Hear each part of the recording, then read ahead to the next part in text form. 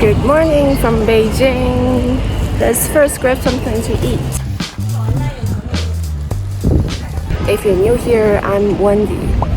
Beijing is my hometown, but for the past more than 10 years, Germany is home as well for me. And every time when I come back to Beijing, I realize there are a lot of changes. So I'm gonna track off everything that I spent in an ordinary day. This is not a typical content I will normally film, but I'm also very curious about it. So let's see. Breakfast is probably one of the most Beijing experiences. It's not fancy, it's very quick, affordable, and part of people's daily rhythm. Believe me, one luxurious experience living in China is that there are a lot of choices people have within just a few minutes walking distances, and you can get a lot of choices for breakfast. I've missed it so much, so this time I think I've had different breakfasts every single day. I'm coming to a mall next to my parents' place to buy some charging station. 不是这种的，我是想要那种有一个大口的，您看大口的。对，这个85给你80，140，140你这样的话，我给你让着，你不用给我砍，给你130。I remember around 2015, around this time, when the mobile payment was gradually taken off in China, and every time when I returned back home, I was literally shocked because sometimes I would just stand up there like an idiot. For a few times, I literally don't know where to click, where to scan. It's really easy and straightforward when you're exactly knowing the system, because they are also trying to optimize every year, I think, to make the user experience more friendly, more straightforward.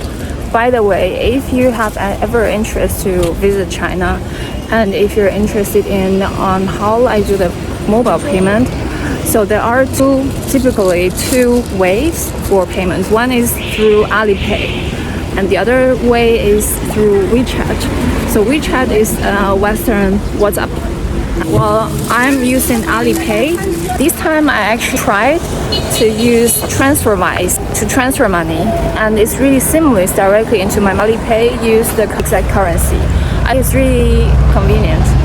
If you want to travel in China, you definitely need to get one, and this will make your life much easier. Because if you have Alipay, you pretty much will have everything set up. So you would have a payment system. You can also use it for shared bike for the public transportation. For example, the buses or the subways. Each city will have their own system where you can just tap, activate it, and that's all. Very straightforward. Transportation is probably where Beijing still feels extremely convenient. I think when I left, there were in total around about 15 or 16 subway routes. And by today, I think it's probably already doubled, or not more. The subway network definitely is huge.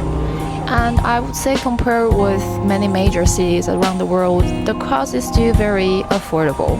After documenting these everyday purchases, I realized something. I wasn't only thinking about prices, I was thinking about my own relationship with money. Growing up in China, I think I absorbed a certain relationship with money without really noticing it. You don't waste food, you compare prices, you look for the better deal. You save something because you think I might need it later. At least for an older generation, such scarcity mindset is always there. So when I was younger, that all felt completely normal. It was just how I grew up. But after living abroad for so many years, I've also developed a different habit. My idea of value has changed. Sometimes the cheapest option is not necessarily the best option. Sometimes I will pay more upfront because I know something is better quality and will last longer. Sometimes I will buy something secondhand. Sometimes I will repair something instead of replacing it. I started to think less about how much does it cost and more about what value does it bring. How long will I use it? Is it worth keeping? And I genuinely think that's what made this trip interesting. Coming back to Beijing reminded me of the way I grew up thinking about money. Be careful, don't waste, think before spending. But living abroad has added another perspective. Value is not always about spending less. Sometimes value is about quality. Sometimes it's about convenience. It's about buying something once and using it for a longer time. I don't think one way is better than the other. There are just different ways of answering the same question. What's this thing worth to me? 小猫咪八只。哦，这是您做的，是不是？那你厉害。然后是我老师敲的是人民大会堂的那个国徽，石伟老师。 I came to Beijing thinking I was going to find out how much everyday things cost, and I did. But the more interesting thing I discovered was not the number on the receipt. It's how much my own relationship with money has changed. The way we spend money is shaped by where we grow up, the experiences we have, the places we live, and the things we learned to value. After living between China and Europe, I think I now carry a little bit of both perspectives. The part of me that wants to be thoughtful about spending, and the part of me that cares about quality, longevity, and value. So I am curious, what's your relationship with money? Are you someone who always looks for the best deal, or who prefers quality over price, or somewhere in between? Let me know in the comments.